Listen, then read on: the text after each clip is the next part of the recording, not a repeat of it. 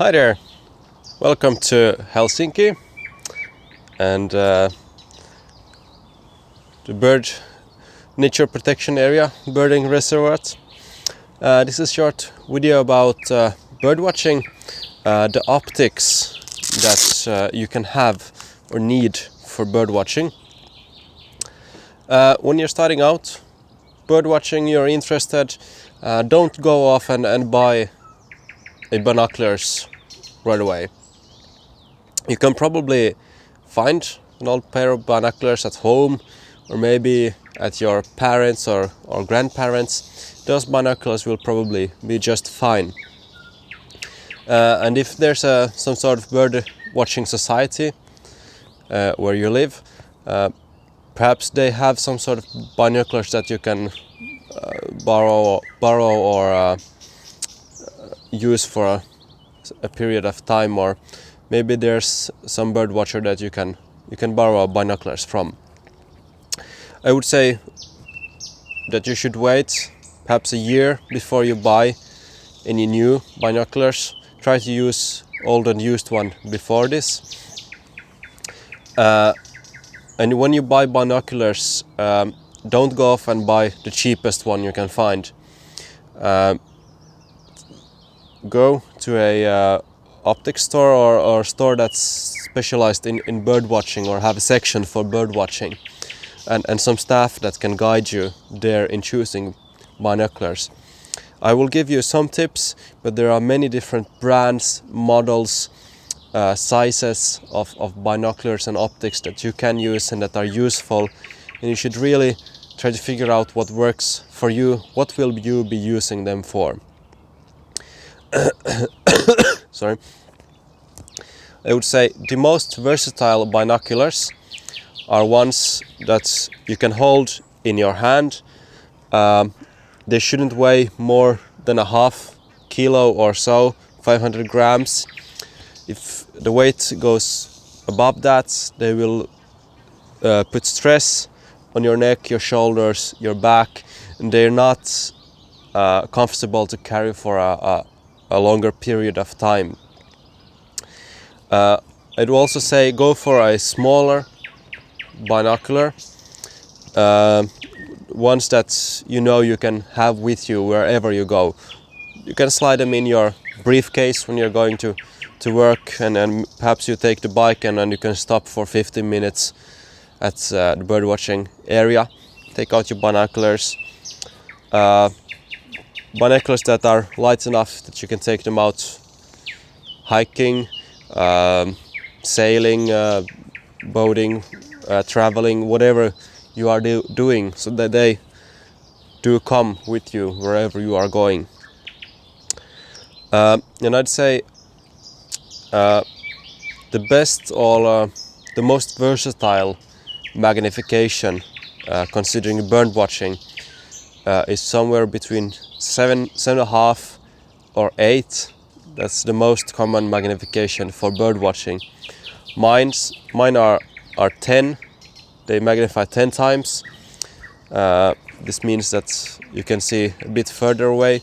This is very useful if you're observing raptors or you're out at the sea or the coast. But then again, of course, anything very near is too near many times. So 7.5, 8 times magnification is usually good. And I would say go for binoculars that have a pretty large diameter of the front lens, 30 millimeters to about 45 millimeters. I guess the most common binoculars for bird watchers are 8 times magnifications and about 42 millimeters front lens, and around 7 millimeters back lens. The front lens diameter determines how much light will pass through your binoculars, and that means how bright you can observe the birds, and how late in the evening or how early in the morning you can observe the birds. Binoculars with smaller diameters of course will not let in too much lights and will not work. Perhaps early in the evening they will just be black, you can't see the birds. So binoculars with the greater diameters are usually better. So that's about binoculars. There are many types of binoculars and they have some different advantages, but that's something to think about and consider. Do also consider the focusing wheel. Is it easy to turn? Can you do it with your gloves on? Is it easy to do when you have the binoculars to your eyes? Does it take many rolls of the focusing wheel to focus from near to far? That's something to consider when you're buying binoculars. And if you're using glasses or like to use sunglasses, get ones that you can slide these cups down and that work well with your glasses. So please remember to bring your glasses when you are going shopping for optics. The next good thing to have is a spotting scope and some sort of tripod. The same principle applies here. Think about what will you need. There are very large spotting scopes with up to 100 times magnification. I mean, that's just insane. I'd say the most useful magnification is between 30, 40, 45 times magnification for bird watching. Sometimes 50 or 60 times magnification is useful, but most of the time a wide angle 35 times magnification is the most useful. As with the binoculars,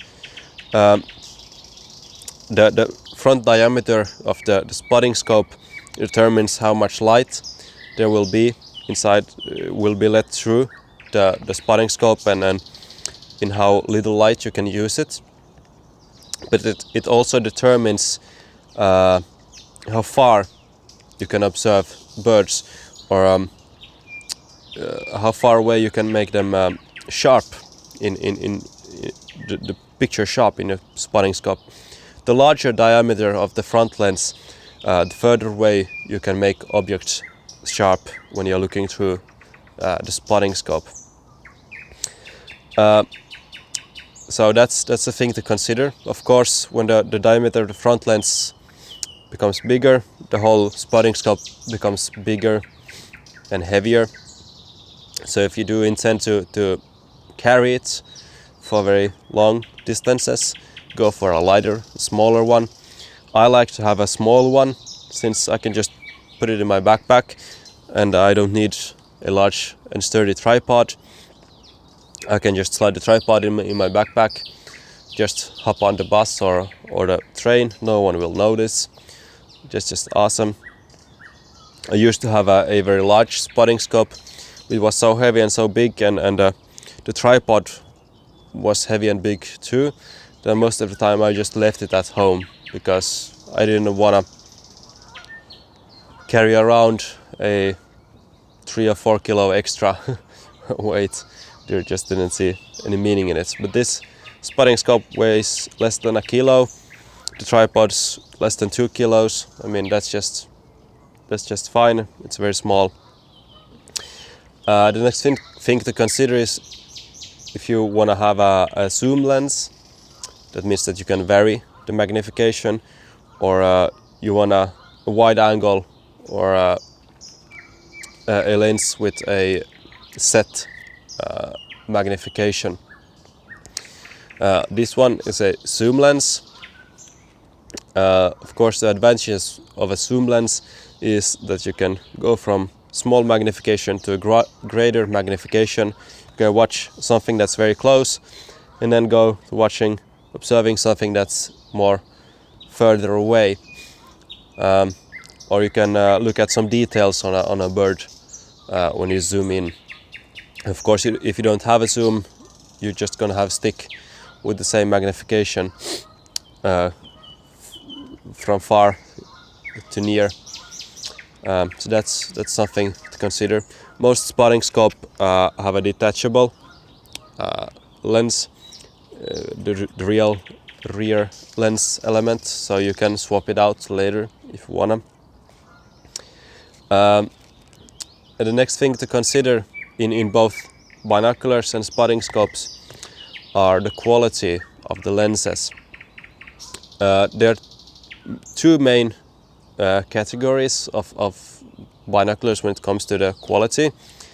There are those that do not have a extra low dispersive element, and those that do have the ED, extra low dispersion elements, means that the contrasts in the picture it's much more brighter, it's better, the colors are more vivid.